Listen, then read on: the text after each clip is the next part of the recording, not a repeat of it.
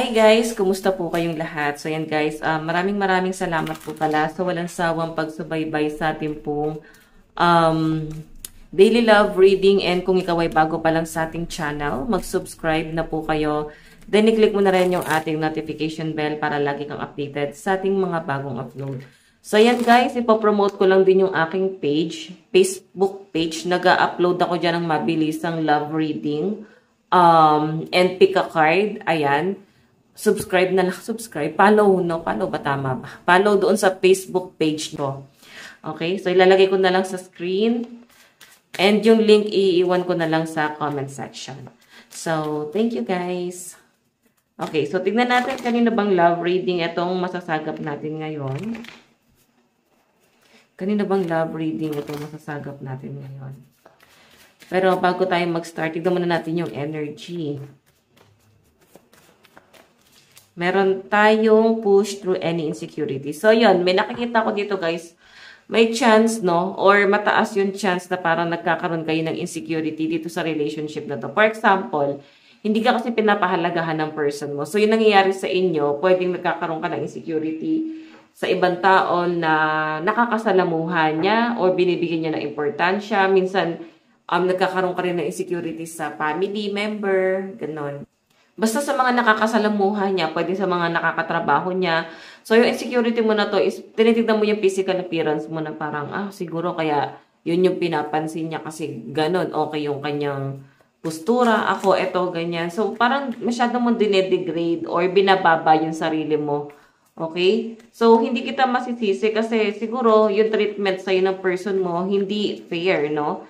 Iba talaga yung trato sa'yo. Ikaw yung karelasyon pero para kang others, para kang basura kung itrato ng person mo. O hindi ka talaga niya guys binibigyan ng attention, pagmamahal.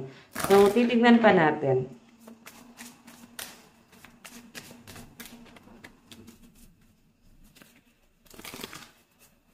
Okay. Kanina itong love reading. Meron tayo make time for self-love. So, yun na nga guys, sinasabi dyan, no? Bigyan mo rin daw ng time yung sarili mo na mahalin mo. Kung hindi ka kayang mahalin ng person mo, hindi ka kayang pahalagahan, at least pahalagahan mo yung sarili mo. Hindi mo kailangan ipaalaga yung sarili mo sa ibang tao, lalo na sa person mo na hindi naman kayang pahalagahan yung pagmamahal na kaya mong ibigay din sa kanya. So, meron tayong energy ng Cancer and Libra dito. So, mararamdaman mo parang hindi na masyado nag-e-effort yung person mo. Nag-e-effort naman pero nakukulangan ka. Yun yung pinapakita sa akin dito, guys. And, I think yung iba sa inyo nag-i-stay na lang kasi dahil mahirap bitawan eh. Wala na yung love pero yung attachment nandun. And, pwedeng dahil sa mga nag-uugnay sa inyong dalawa. Okay? So, pwedeng business. Pwedeng may business kayo. Pwedeng may mga anak kayo. Parang ang hirap bitawan na itong taong to kasi nga may mga nag-uugnay. And, guys, ayan, sinasabi lang dito na kahit na gano'n na may nag-uugnay sa inyo, bigyan mo pa rin ng chance yung sarili mo.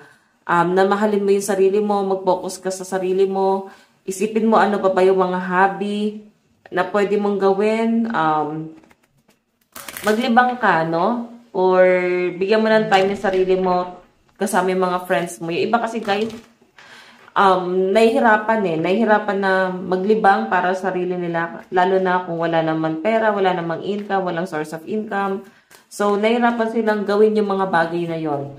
Mahirap umalis sa isang sitwasyon na hindi mo alam kung paano ka magsisimula. Especially kasi guys, minsan no, ito talaga yung realidad. Mahirap magsimula ng buhay nang wala ka ni 5. Mahirap magsimula ng humakbang nang wala ka ni 5 sa buhay, no? Ni kahit pa paanong pera. Lalo na at ang dami mong responsibilidad. Lalo na sa mga naging nanay, taong bahay. So, nahihirapan kang mag-effort, no? Mag-effort para sa sarili mo. Nandun ka sa point na gusto mo pagandahin yung sarili mo, gusto mong bilan ng mga magagandang bagay, pero ayun na nga yung sinasabi ko dito, guys. Parang kulang ka sa pinansyal. Pwede hindi ka rin, guys, masyado binibigyan ng person mo ng pinansyal. Okay, so ayan, ang may advice ko sa inyo, guys, kung hindi ka kayang mahalin ng person mo, kung mahal ka naman, kung sa tingin mo mahal ka naman, di ba? Pero kung hindi ka naman niya guys kayang itrato ng tama, kagaya ng kung paano niya itrato yung ibang tao, at least mahalin mo yung sarili mo. Mag-focus ka sa sarili mo. 'Di ba? Hindi mo kailangan ipaalaga yung sarili mo sa taong baka nga sarili niya hindi niya kayang alagaan, 'di ba? So ikaw, mahalin mo yung sarili mo. Huwag mong pabayaan yung sarili mo, okay? Focus ka sa mental health mo, i-detach mo yung sarili mo dito sa person na to. I think makakatulong yon, okay? So, yan, para matulungan din kita, guys, ay mag-comment ka dyan sa comment section para maisama kita sa ating full moon manifestation, okay? Or comment ka lang din dyan, guys. Mali mo naman, love reading mo na tong binabasa ko ngayon.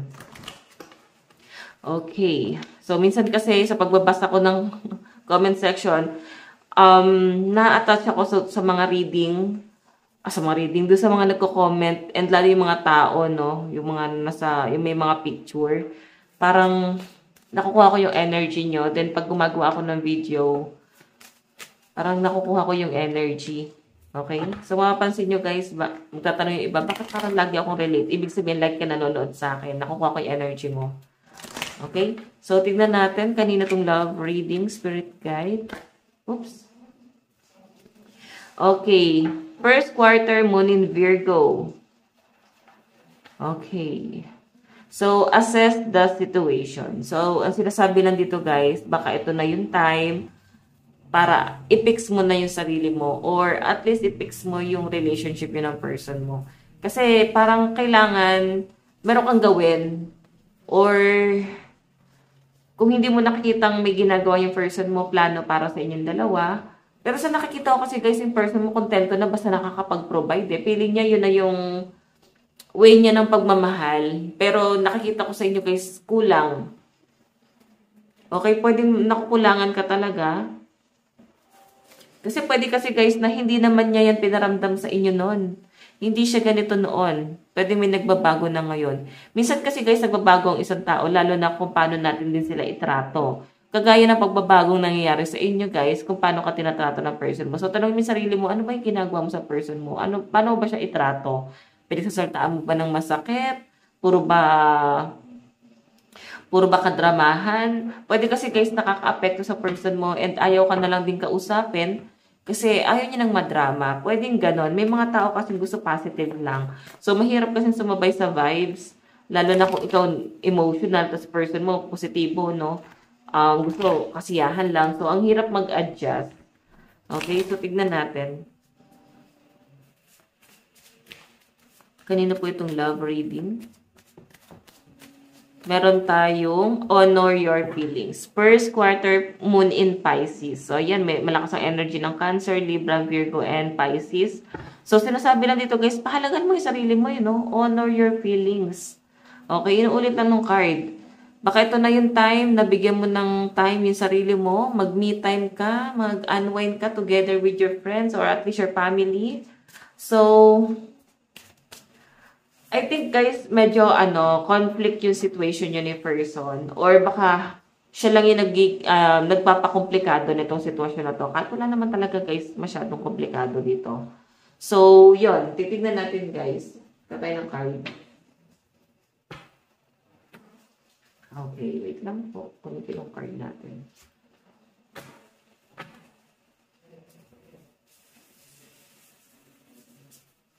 Okay. May mga bali-baligtad dito. Tignan natin kanina itong love reading spirit guide.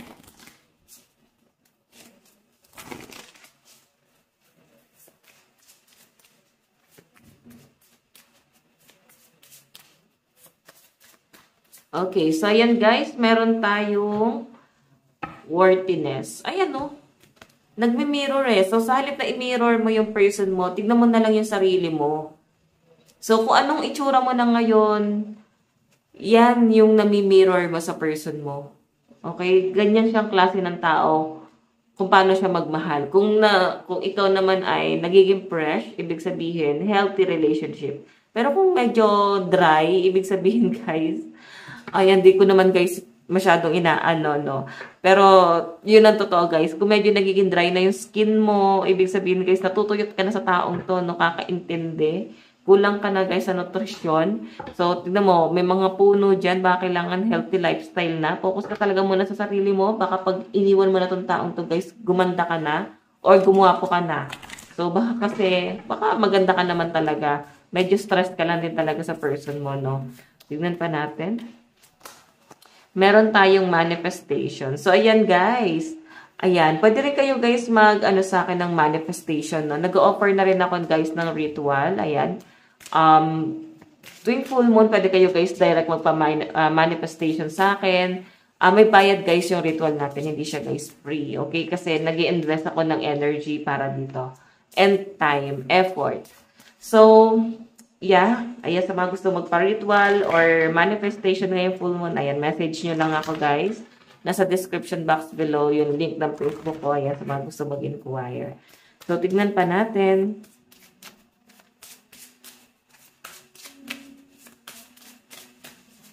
Meron tayong compatibility.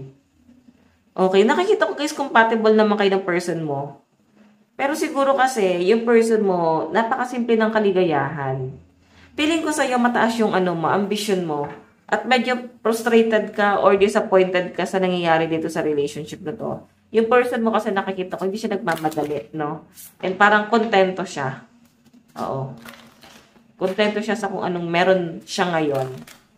And hindi siguro siya nagmamadali pagdating sa buhay niya. Siguro na-enjoy niya lang muna yung bawat oras, segundo ng buhay na meron siya. Okay? So, tignan na natin. Proceed na tayo sa ating reading.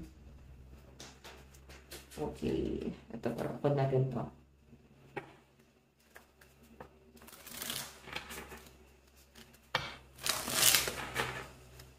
Kanina itong love reading.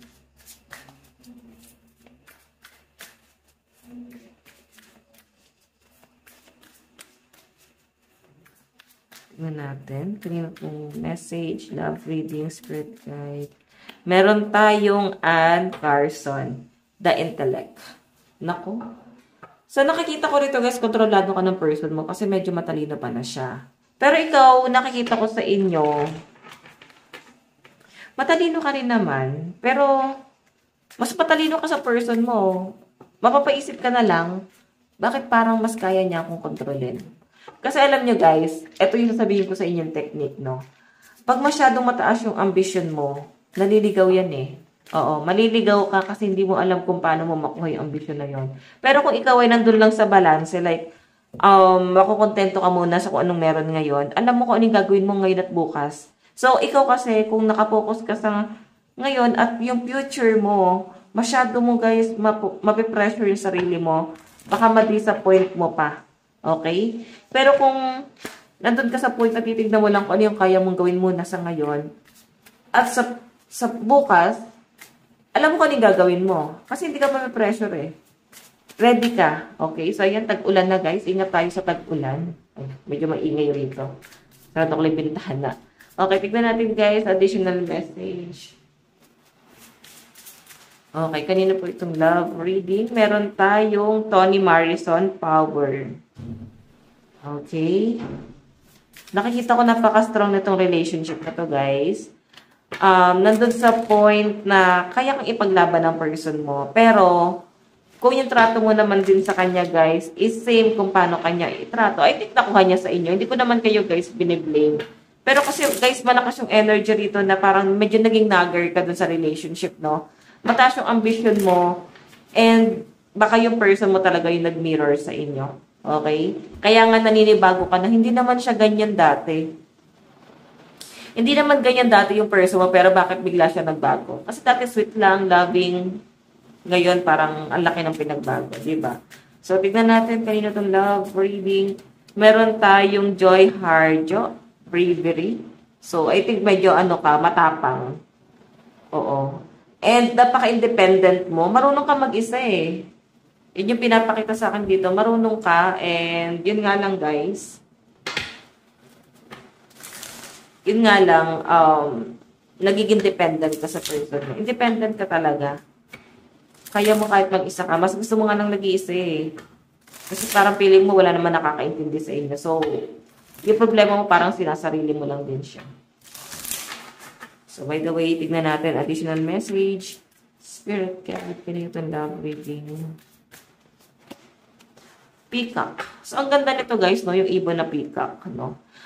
For my opinion guys, feeling ko rito, kailangan focus ka muna talaga sa sarili mo. Focus ka muna sa physical appearance mo. And pagandahin mo muna yung mindset mo. Pagandahin mo muna yung... Siyempre, magsisimula naman yan kung paano mo papagandahin yung sarili mo. Okay? Kung paano mo unahin yung sarili mo, kung paano mo mamahalin yung sarili mo. Okay? So, after nyan guys, yan. Magiging maganda na kung paano ka mag-isip. Magkakaroon ka na ng magagandang plano. Okay? So, tignan pa natin. Meron tayong, ayan, frog. Palaka, jump. Mabilis ka siguro, guys, mairita. So, siguro, same lang kayo. Baka siya, guys, mairitahin na din si person, no? Every time na mag-uusap kayo, parang itong person na to, naiirita siya agad. Wala siyang binibigay na tamang sagot sa inyo. And yung pinapakita sa akin dito, guys, parang ang iksi na ng pasensya. Okay? Hindi nyo kayang unawain ang isa't isa. Feeling ko dahil sa mga nangyari, yung mga, parang nagiging toxic itong relationship na to. Pero alam niyo guys, ito ha, pwede kasing napifeel mo sa person mo na parang wala naman siya pagmamahal sa inyo. Pero mahal ka ng person mo. Siguro kailangan mo lang din i-appreciate kung ano yung kaya niyang ibigay muna. Pero kung sa tingin niyo naman talaga walang binibigay sa inyo, kahit ano, so doon ka na mag-isip. Okay, doon ka na mag-isip dito sa person na to. Kasi kahit anong effort, wala naman siya binibigay. So, siguro ito na yung time na kailangan mo na siyang i-let go. Diba? So, pero kung sa tingin niyo naman guys, nag-e-effort naman kahit pa paano, ibig sabihin, nandun pa rin sa point na bina-value pa rin ng person mo yung relationship na meron kayo. Okay? Nasa inyo na lang yan guys kung paano nyo titignan yung sitwasyon. Pero kung talagang wala ka appreciation, di mo ito ma-appreciate eh. Okay? Tignan mo na lang sa kabilang banda. Ikaw kasi yung kinakausap ko ngayon, so ikaw yung kailangan may makaunawa or tignan mo kung ano yung bright side of life. Bright side of life dito sa relationship na to guys. Kung ano yung magandang nangyayari. So, huwag yun na guys, tignan masyado yung mga pangit. No? Kasi lalong, kung titignan nyo lang kung ano yung laging pangit, hindi nyo na-appreciate kung ano yung maganda. Talagang patoxic to hanggang sa parang mag-decide na lang kayo parehas na maghiwalay na. Or pwede bigla na lang inabando na. Kumbaga talagang ayaw na. Okay? Napilitan na talagang i-give up itong taong to. Okay? O i-give up ka or i-give up mo yung person mo. Kasi mas mahirap yung bigla kang inabando na. Sa totoo lang guys. Mas mahirap yung bigla kang iiwan sa ere na maski piso wala ka. Napakahirap nun guys. Tapos may anak kayo. Pwedeng buntis ka. Wala ni support sa taong to. Napaka-irresponsable. Diba? Mahirap pagka ganon. Tignan pa natin guys additional message para sa inyo. Kanino tong love reading spirit guide? Kanino tong love reading? So meron tayo Gertrude Stein. Perspective. Okay. So, I think yung iba sa inyo nakikita mo naman kung ano naman talaga yung magandang nagagawa niyo. Meron tayong bees. Ayan, sweet. So, siguro, eto guys nakikita ko rito, kaya nyo ibalik yung sweetness eh. Kaya nyo bumalik sa dati ng person mo. Oo. Kailangan nyo lang din talaga guys na pag-usapan. Okay? Meron tayong praying mantis. Ayan. And meron tayong belongings. So, may urong-sulong dito, no? Yung pinapakita sa akin, parang makikipaghiwalay, babalik, makikipaghiwalay, babalik. On and off yung relationship. And yung pinapakita rin sa akin dito, guys, parang lagi lalayas, babalik. So, parang ganun, lagi nagpapalayas. Siguro yun yung kailangan ialis na rin doon sa relasyon na parang yung pag-uugali na lagi nagpapalayas.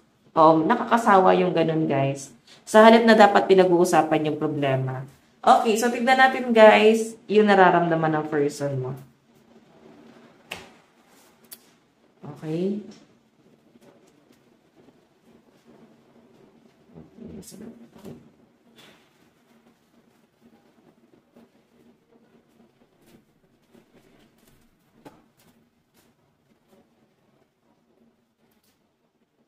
Okay, titignan natin nararamdaman ng person mo.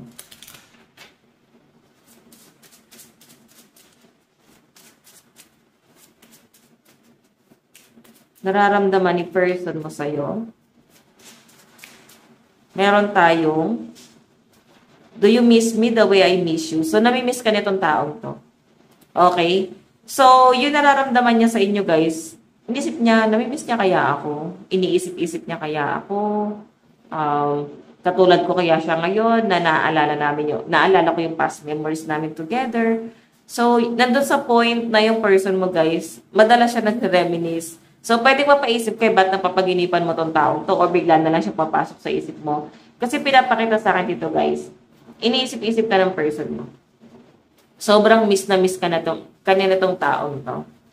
Okay, no? Tignan natin, paano ka ba tignan ng person mo ngayon? Paano ka tignan ni person ngayon? Ano yung tingin sa'yo ni person mo ngayon? My love for you is stronger than ever. So, yun. Pwede kasi yung person mo, nakikita ka niya na someone na mahal mo siya. Parang lahat gagawin mo para lang sa kanya. Sobrang maalaga, maasikaso, and lagi mo siyang pinipili. Siguro yun din yung nami-miss niya sa inyo, guys, kung paano mo siya laging pinipili, kung paano mo siya hindi natitiis. Okay? So, my love for you is stronger than ever. So, ibig sabihin, parang mas nararamdaman ng person mo na mas mahal mo siya kesa mahal ka niya. So, yeah. Parang ngayon, mas mahal ka ng person mo. Sobra. Tignan natin, ano yung plano ng person mo dito sa relationship na to. Plano ng person mo dito sa relationship na to, Spirit Guide. Meron tayong, are you thinking about me? So, ayan guys, puro pag-iisip. Ano yung magiging plano niya, guys? Puro pag-iisip lang eh. Wala pa akong nakitang plano niya dito. So, siguro lagi kanyang ini-stalk, lagi kanyang iniisip, lagi niyang iniisip ano yung pwede niyang gawing hakbang para dito sa relationship na to. So, yeah. Puro ganun yung nakikita ko sa kanya. Outcome sa side ni person. Outcome. Our love is eternal. So, yun. Yung magiging outcome na to, guys, kahit na mag-end itong relationship na to, hindi ka mawawala sa isip niya, no? So, kahit na lumipas na yung panahon, kahit na makapag-asawa, magkaroon na siya ng asawa ulit, or magkaanak, magkaapo, hindi ka na mawawala sa isip na tong taong to. Okay? So, napaka-strong ng energy na nakikita ko sa person mo na talagang sobrang binavalue ka niya habang lumilipas yung panahon. So, tingnan natin guys yung zodiac sign sa side ni person. Meron tayong Sagittarius, Leo, Capricorn, Libra, and Virgo. Pisces, Gemini, Taurus, Capricorn, and Libra. Meron tayong Gemini, Taurus, Aries, and Cancer energy. So, tingnan natin guys sa side mo naman. Nararamdaman mo kay person. Ano yung nararamdaman mo kay person? Meron tayong You Light Up My World. So, nakikita mo yung person mo na kahit paano, lagi kanya binibigyan ng mga positive thoughts. Siya yung nagpapalakas ng loob mo. No? Like, pag sobrang negative na ng paligid mo, hindi mo na alam kung ano yung gagawin mo, parang pinalalakas ng person mo yung loob mo. So, siguro kinoconsider mo pa rin to na kahit pa paano, may nagagawa naman pala siyang positive para sa inyo. So, may mga kasabihan yung person mo na ina-absorb mo. Sobrang binavalue mo talaga yung person mo. Nakikita ko yung sobrang pure na pagmamahal mo kay person. Okay? So, tignan natin ano naman yung tingin mo kay person. Will you help me? Ayun. Parang tinitignan mo siya ngayon na parang, kaya ba akong tulungan? Kaya ba talaga akong tanggapin? So, kaya ba tanggapin yung mga bagay na meron ako ngayon? I think nasa iyo yung conflict. Oo, nasa iyo yung conflict. And siguro yung conflict na to is kung paano mo tignan yung sitwasyon mo ngayon. Na parang sa person mo kasi guys, hindi naman niya nakikitang komplikado yon. Pero para sa inyo guys, komplikado yung sitwasyon. Okay? So, yun yung pinapakita sa akin dito. Tignan pa natin.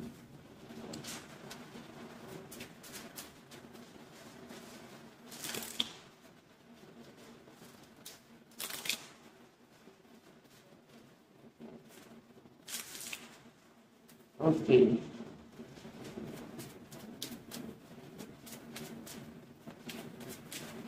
Ano yung plano mo dito sa connection na to? we've been together for a lifetime. So, yun. Actually, may plano ka rin naman talaga. Feeling ko, gusto mo lang talaga mag-self-love or bigyan ng time yung sarili mo na makapag-isip-isip. Kasi medyo komplikado nga yung sitwasyon nyo. So, pinapakita sa akin dito. Okay? Sige, tignan pa natin ano yung outcome naman sa side mo. Ulit. Outcome. Our paths will always reunite.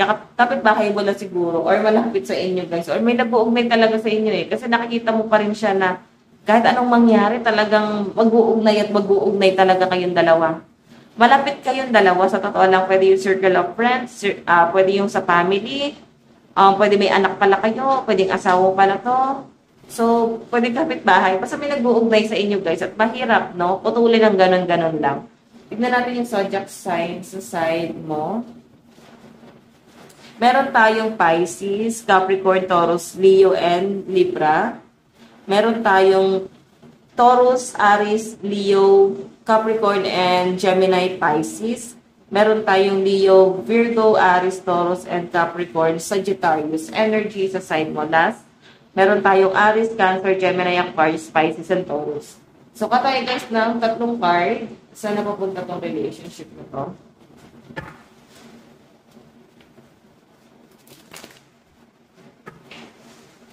Saan na papunta tong relationship na to?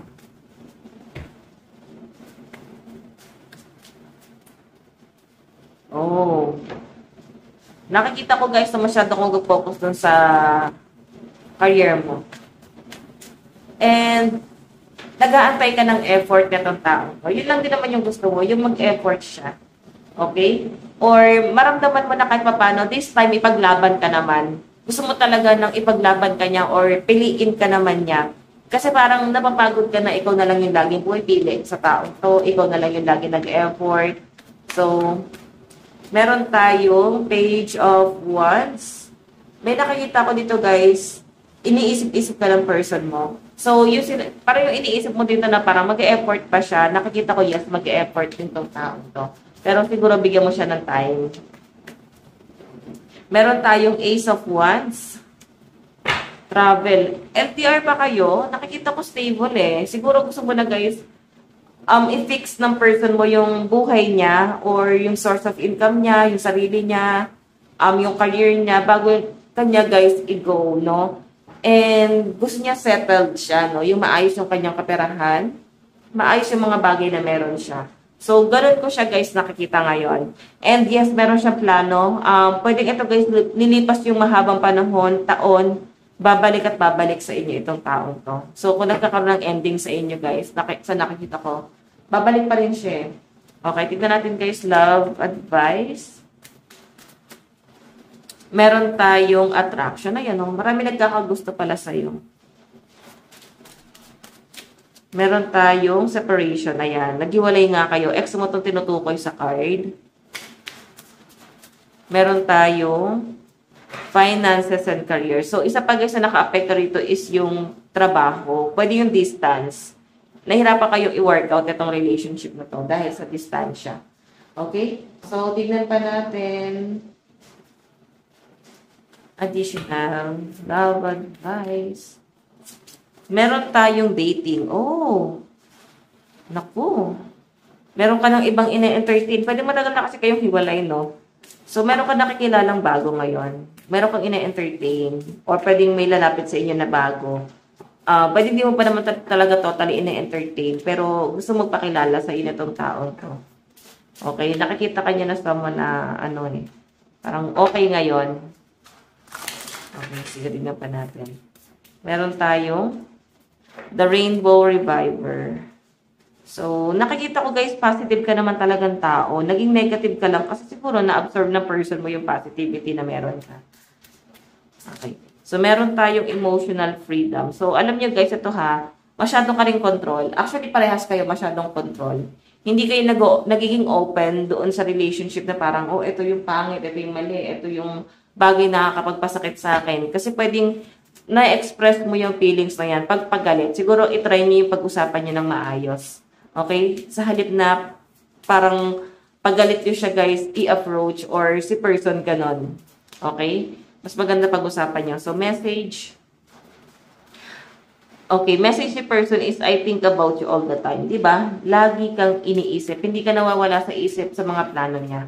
Meron tayong, do you miss me the way I miss you? Puro miss you. Sobrang miss na miss ka nito, guys. Meron tayong I need space. I need space. Yun lang talaga. Gusto niya lang talaga, guys, ng space. Gusto niya lang muna talaga na makapag-isip-isip, makapag-muni-muni. Siguro bigyan niyo muna ng space din talaga yung isa't isa kasi maski ikaw gusto mo rin ng space. So, ayan guys. Ito lang po ang inyong daily love reading. Bukas po ulit. God bless and love you all. Pasensya na nawala pala ako kanina kasi nag-focus muna ako dun sa family business. Busy kasi ako kanina. Busy kasi ako nung hindi ako nag-upload. Okay, so ayan guys. Maraming salamat. Bukas po ulit. Bye-bye.